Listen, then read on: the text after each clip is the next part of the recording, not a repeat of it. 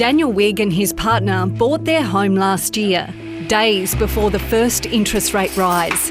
They're now paying an extra $1,700 a month on their mortgage. It's a huge difference, and that's a big hole of money that we don't really have. The 50-year-old is now working 3 nights a week at a bar on top of his full-time job to make ends meet. Very fatigued. And I'm not getting any younger, so that's not getting any easier. Daniel is one of the 37% of Australians with a mortgage. As interest rates on mortgages and business loans rise, in theory, consumer spending goes down, which makes it harder for businesses to put prices up, which brings down inflation. If we're supposed to carry the burden of this inflation, it should just be more equally distributed. Don't understand how it is so lopsided. Daniel's not the only one who has questions about how the Australian economy is managed. Many people want to know why some Australians are doing the heavy lifting and whether there are alternatives to increasing interest rates.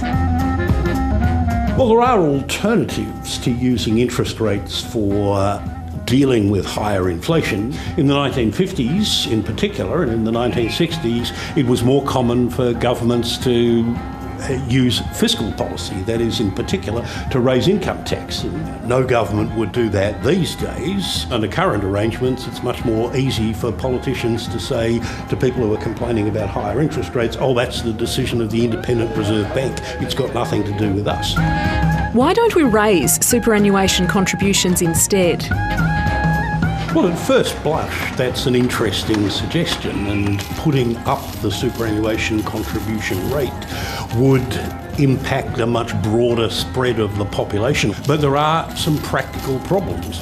It would require legislation, which wouldn't necessarily get through the Parliament, and that means that it would be a much slower response to rising inflation than changing interest rates, which can be done more or less overnight.